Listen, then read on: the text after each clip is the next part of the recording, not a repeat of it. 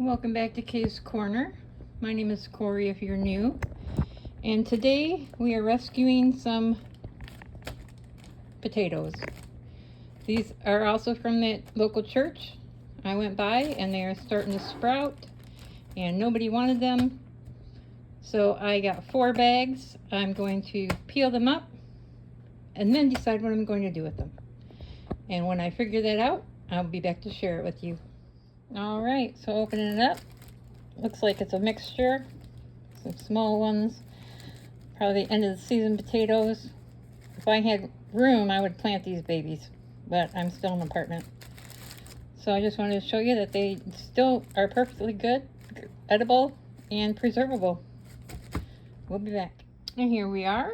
This is 2 bags of potatoes that I peeled and chopped up last night. They've been soaking in water overnight. And as soon as I figure out exactly what I'm going to do with these, I will be right back with you.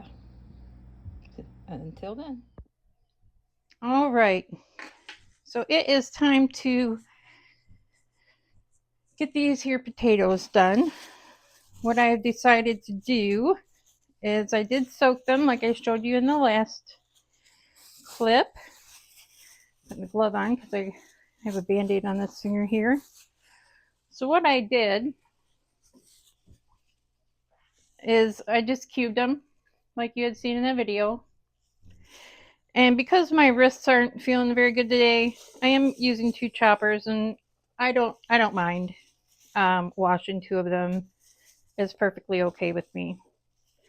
So I have my bigger cube here so that I only have to push down just gently like that. I have had 2 wrist surgeries on my left hand and 3 in the same exact spot right here on my right hand. So sometimes I get pretty achy, especially when today it is January 24th. And when I woke up to take my dogs out at 6 a.m., it was negative 25 degrees below 0 Fahrenheit with the wind chill. So the real feel was negative 25. And when I took them out at 11, or I believe it was 10 o'clock, it was negative 11 degrees with the real feel of negative 40 degrees. And I looked, and we were over 20 degrees colder than we were negative 11, and Anchorage, Alaska was at 11 degrees. So that's a 22, we were 22 real degrees colder than Alaska. And then our real feel was down to 40. And I didn't even bother to look to see what was the real feel. All I know is that here in Michigan, we get a lot of lake effect weather. I myself am only a couple of blocks away from a river, one of the main rivers of Michigan. And yeah, it got cold out there. So then I'm just using this one with a smaller grate. And you'll see that I'm just chopping them up here. I've got my pot on the stove over there so that I can start blanching them just for a couple of minutes this small. And then I am going to dehydrate them. And most likely turn them, well, I might put some of them into instant potato powder. I think ideally with them being smaller like this, they would probably grind up a lot better than the last ones that I did. Of course, I never did use my Vitamix in the beginning. I had only used my little like ninja type one with the little cup that goes on top. And some of it went into powder, but a lot of it did not. So I have like a container full of potato grits. That's what it feels like. So I'll have to run them back through. So this bucket here is done. And the thing about this false start one I like is you don't have to take anything apart. You just dump it. But you have to remember to check what you're doing, because many times, many times, I have just kept chopping, and whatever I'm chopping comes shooting out. Oh, see? I'm just slinging everything all over the kitchen. Let me get my other bucket here.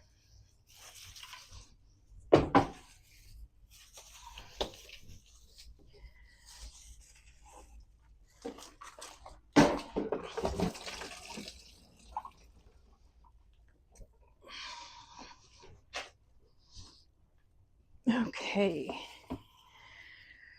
Don't mind my mess over there. I started my day with I was filling up a bucket to be able to mop, and last night, and the whole pipe underneath my sink there disconnected, and it made just this huge mess. I had to pull everything out underneath, and just this morning the landlord had the maintenance guy come, and he just jerry-rigged it. It's definitely not a professional job, but I'm not going to complain about it because I know that there's a better place in store for me. I just have to be patient, and that's what I'm doing. So since my car accident, I have really been limited the things that I can do, how long I can do them. I had already had limitations before. I do have degenerative disc disease in my L4, L5, as well as my thoracic and neck area.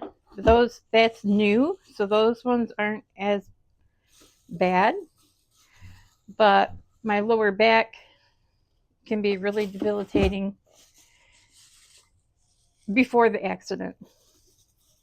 And what the imaging shows is that from the impact, because I was seatbelted in, thank God, because I was born in 74, so there were no seatbelt laws back in the day. And when the seatbelt held me in place, it made my hips move forward, and now that stenosis has gone down into my sacrum area and causing more pain and less mobility. So on Monday, I will be going to a physical therapy consultation because I did have a surgical consult, and my car insurance is paying for all of this because I did have proper coverage. I was delivering for Walmart, and I had the rideshare insurance on my car. So, like I said, I'm getting, they pay 85% of my wage loss while I'm not able to work, and I can live on that. My bills are paid. But what I can't do is stand very long or sit very long or even lay in one spot very long. And then once the pain gets so bad, it makes your anxiety kick in. So when I say that accident changed everything, man, it sure did. It made me appreciate my life a lot more. I'm more motivated now to do more things, even though it's more difficult now physically, but I'm more determined than ever at this point to move forward. Move forward, sharing with you, bringing you along for the ride, and trying to show my partner out there somewhere who's going through the same exact things that I am, because there's always somebody. You always think that whatever is going on in your life, that nobody could possibly know what you're going through, and I'm here to tell you. somewhere out there is another person in my age range who is a new empty nester and wanting to homestead and what that looks like and buying their property, and they've gotten in a car accident that almost ended their life. So that's my calling. I have had this channel for quite some time, but I never really put the energy into it. I went through the imposter syndrome where, nobody wants to hear what I have to say. I don't know anything about making videos or editing, as we all know, but you're loving me through it, and I appreciate that. And with the help, though, I have begun to participate in what's called Arlen's All Access from Arlen Hamilton. I'm not sponsored, but I will post a link if you're interested. And I joined last January, and I wasted that year. I really did. I really went into it in the beginning where I posted my first 2 videos last January, and then I let life get in the way, and then I was working my 9 to 5 and then doing deliveries at night. I don't know if I had told you this before, but I was almost completely debt-free with the little bit of credit card debt that I did have, because that's what I applied all of my driver earnings to before the accident. So now I had to live off my credit cards for a while, and it really irritates me that my utilization is above 30%. However, I was just able to make good payment. As a matter of fact, let me tell you, this is a chatty video. I had canceled my policy after my car accident because my car was totaled. And I didn't want to, it was almost time for renewal. And I'm like, oh, I'm not going to renew a policy on a vehicle that is probably already the size of a Rubik's Cube. So I canceled that policy. And when I went and got my new vehicle and I went to start a new policy, I got penalized for not having insurance for within the last 30 days. And I fought with them about it, and I was just like, you know what, I'm just going to suck it up. I was paying for crash and burn insurance, which is PLPD, the same amount that I had been paying for my full coverage with my ride share. I'm like, well, I had to go back with the same insurance company. It was the cheapest one out of all of them because I did shop around. I was so mad about it. So I just went ahead and I got my new policy. I always pay in full. And I just kept checking my quotes on a new policy. Well, it just so happens the other day that I ran through a quote, and it was half price of what my current policy was. So I called to ask about that, and they advised me that the best thing to do is to purchase that new policy and then call customer service, let them know that you've purchased a new policy with the company and you need to cancel the original one. So that's what I did, and I paid in full, and I was at my 3-month mark of my 6 months that I paid for. And when I tell you that they did me dirty, they did me dirty. I was paying $800 for 6 months of crash and burn insurance, but I'm just like, I have to have it. Well, I got a refund for $449 for the last of the 3 months of my policy, and that paid for 6 months of my new policy. So if you ever get penalized for not having insurance for within the last 30 days, just as much as it sucks, just make the payment, and then as soon as, you know, check at 1 month, check at 2 months, just keep checking your quotes online for a new policy, and it will go down, and then you can save yourself some money. And that actually took $449 off of one of my main credit cards that I've been having to use. So I count that as a blessing. So, all right, well, I'm going to continue to chop these up, and I will be with you as soon as I am finished.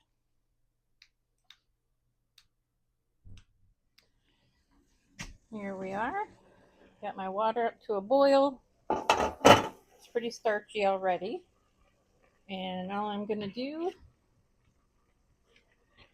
because I'm one-handed, I'm just putting as many in there as I can. Sorry about that shake there. Without making the water boil over. So once that part is done, I'll be back to show you where I'm putting them. So the rest of this bucket is in there. That is the rest of my minced up potatoes. I'm just putting them in this roaster pan just with water to set before, while I'm getting all these so they don't turn brown on me. And then I will drain them and let them dry for a bit before they go in the dehydrator.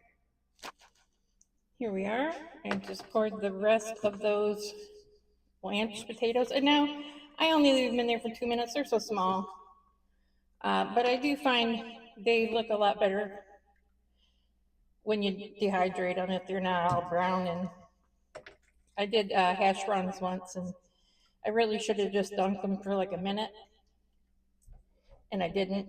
And I still use them, but they're not very pretty.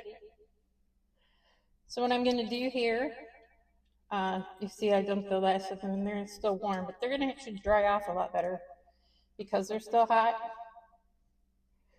So I will let these drain for a bit, and then I'll put them in another pot. And once I get the rest of these drained, we will get them in the dehydrator. We are at dehydrating stage. Let me get, what do I want to use? This will do. This will do.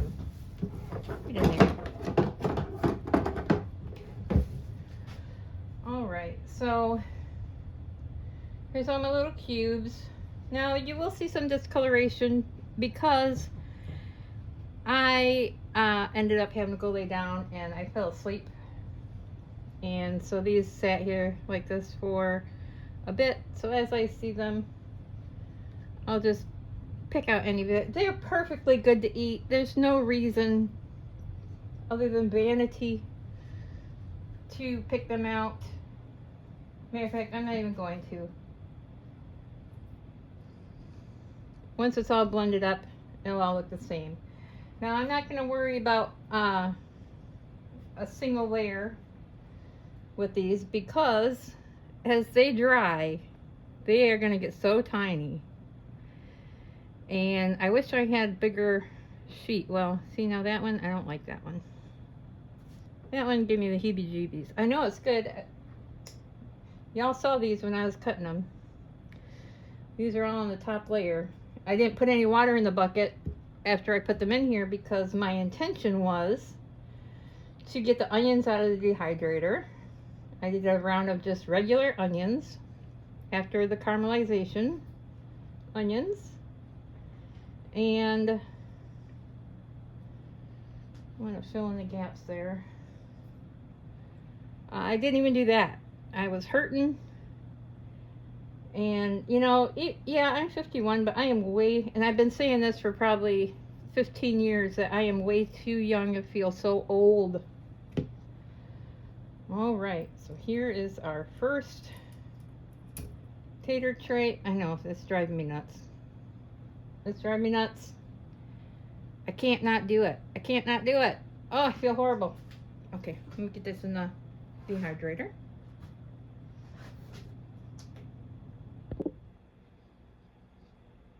All right. I'm just going to remind myself. Oh, I'm sorry. I had to move you so I could get through. Sorry. I have a half of my flap over there. Maybe I can just move this stuff down. I got my Go Juice.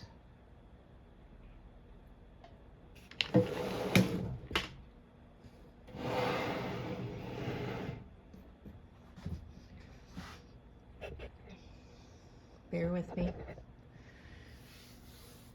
I will come back and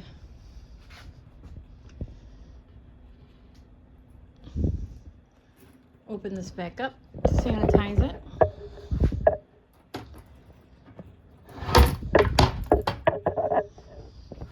Real life here. Real life. Good, the bad, and the ugly. There we go. Don't mind my messy floor over there. I don't know if I told you or not, but I had to have the maintenance guy come over and fix my sink this morning because last night while I was running the water to fill a pot, when I turned around, my foot got wet. And I'm like, I know I didn't just spill anything on myself. And then I could hear it, and it was all coming out from underneath there. I mean, I definitely had an opportunity to clean under the sink. It's the emptiest it's ever been since before I moved in.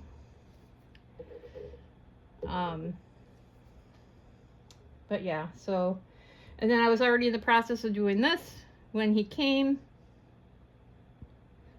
So I just kept working, and he did his thing, and there we went. So yeah, his muddy boots over there did not help on the wet floor.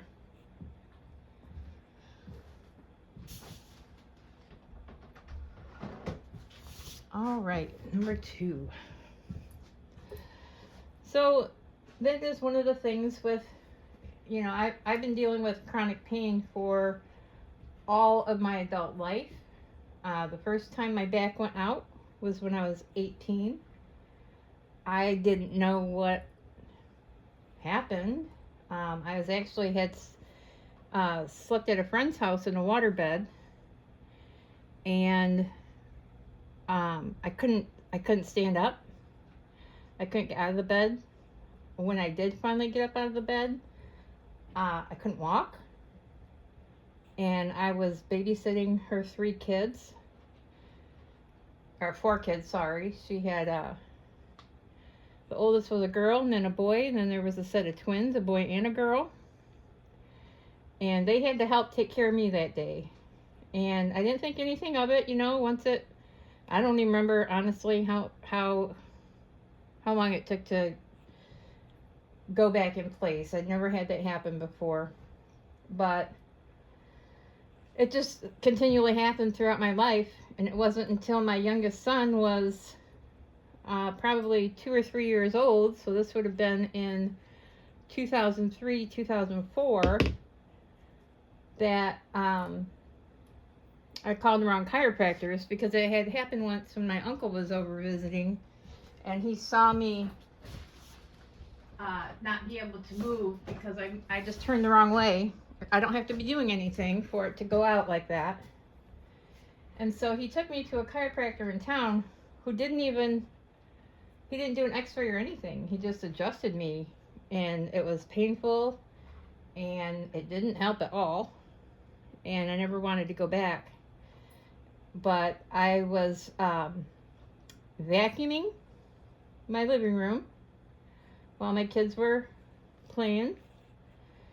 And all I did was I bent over to go a little farther under the couch. It went out, and I was stuck in that position, and I couldn't breathe. It was like the most painful one ever. I couldn't breathe. It just took my breath away. I didn't want to scare my children, so I couldn't cry like I wanted to. So finally, I just kind of climbed up the vacuum to stand up straight. And at the time, my children's father came home, and we started calling around, and I found a chiropractor, and my very first question was, do you do x-rays? And he said, I won't touch it before I do. And I went to him for like probably 13 years before I had to switch. I honestly believe that if it wasn't for good chiropractic care, that I don't think I'd be standing on my own 2 feet now. So it wasn't until, probably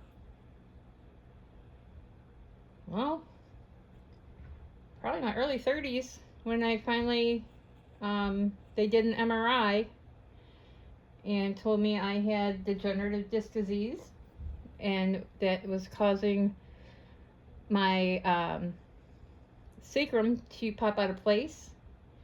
And when I did go to get that first x-ray with that chiropractor, he asked me to stand up straight so he could take the x-ray, and I said, he's like, I need you to stand straight. I said, well, I am. And he's like, well, you're a hot mess. I said, I know, that's why I'm here. I know, I'm looking at these, I can't do it. I'm trying to distract myself by telling you my life story here. And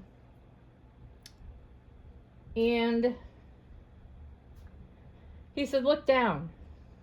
So when I looked down, I felt like I was standing straight. But while I was standing straight, both my feet were to the left like this. And I felt like I was standing straight. So that was the beginning of that journey. And then it's only been, I want to say 2 or 3 years since, I get MRI checkups, of course. Keep an eye on it. And the last one before the car accident was probably just a couple years ago, I think. I don't know. Sometimes I'm still dealing with post-concussion syndrome, which they say there's no way to tell if it will show up, if you'll have it, what it will be like, how long it'll last. It could even be something that happens like 6 months later, all of a sudden you're having these issues, and it's still considered post-concussion syndrome. And mine came with a lot of brain fog, so just bear with me and let me through it. I'll love you through yours. But the last one shows that I do have degeneration in my thoracic and my neck. Those don't cause me much issue yet. I've been avoiding surgery for decades. I'll do an episode on my weight loss journey one day. And I thought I was going to be able to get away with those. So, when they did the MRI after the accident, because I was in more pain than before, the narrowing of the spine, which is stenosis, is from the impact. I don't know, I may have even told you this already. So I apologize if I did. But I now have narrowing in my S1, S2. So the hardest part for me that I had to learn along with lifting is when things start to hurt, to stop. Because I have a very high tolerance for pain because I've lived with it for so long. But working through it just makes it worse now. And especially, living by myself for the first time.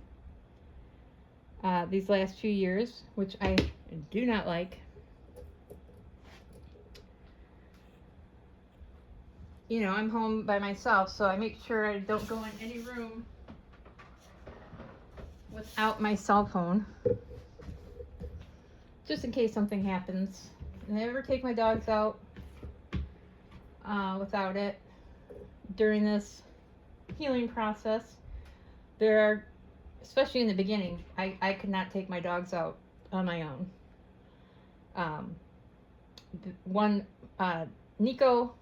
Nikolai is I call him a Labradoodle. His mother was a Rottweiler, and his father was a Labradoodle, a golden doodle, I guess. No, he was brown. He was a Labradoodle, and so he weighs 120 pounds. He stands up to here while we're walking. And then I have a pit bull who is significantly shorter than Nico. His name is Anatoly, but he weighs 80 pounds. And my dogs are perfect gentlemen inside the house. They listen to hand commands because before I was taken off work, I worked from home. Let me get something with slats.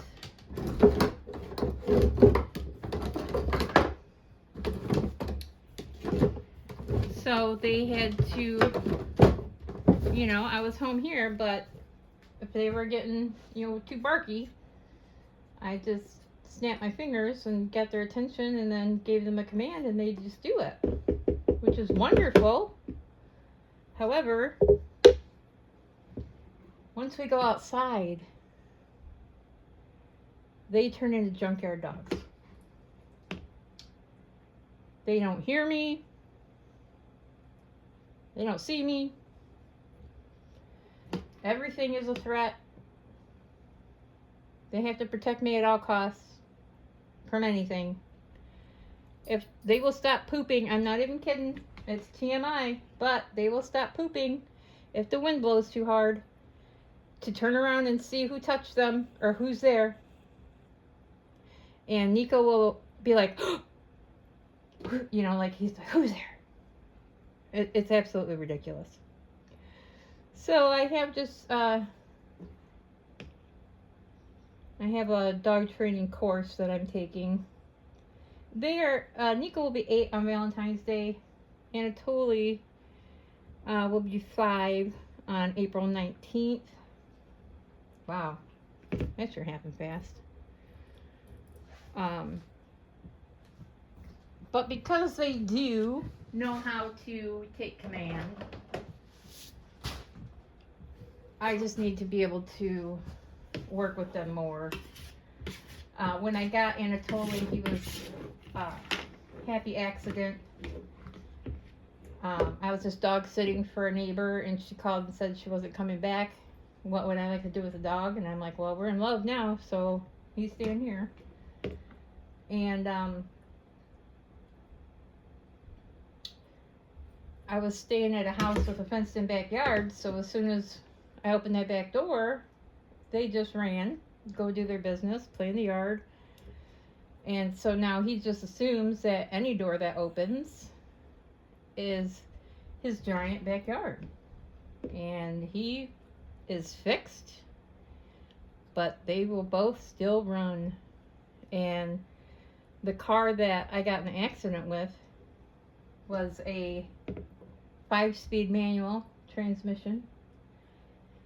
And chasing the dog sucks as it is, but when you have to push in the clutch, put it in neutral, put on the parking brake, and then by the time you get all that done and get out, your dog is done moved to another spot, so you have to get back in and push in the clutch and let go of this parking brake, and then hope that you're not too frazzled that you keep, you know, you stall yourself in first gear, for crying out loud. It's just a hot mess.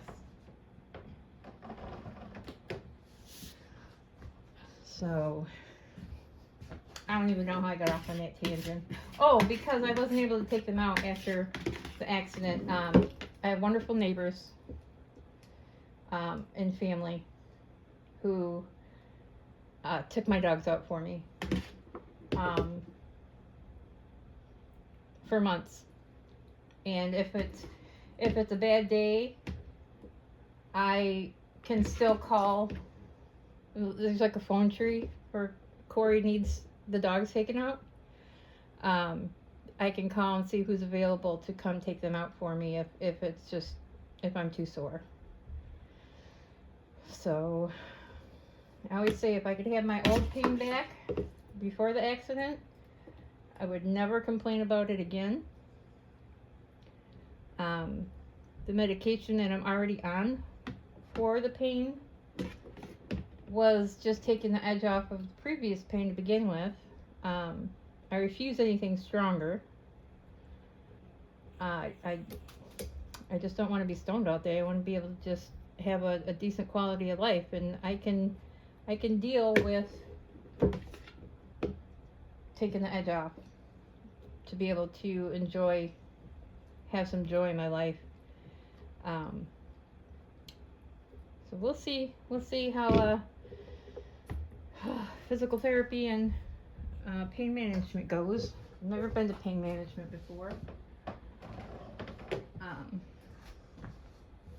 But I'm willing to try it to avoid surgery for that even more amount of time. So we are getting to the bottom of the bucket. Yes, I see it too. I can hear you. I can hear you. Grab that one. Grab that one.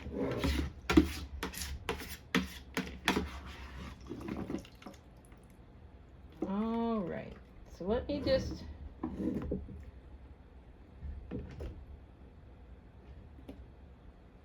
going to finish up this last tray. And I'll be right back with you. And here we are. We have our dices. They're completely dry. Took about 21 hours. And I just need to let them cool completely. You never want to put away warm produce, warm anything that you've dehydrated, because the moisture will cause havoc in the jar. So there we have 20 pounds of diced potatoes ready to be used for anything I want.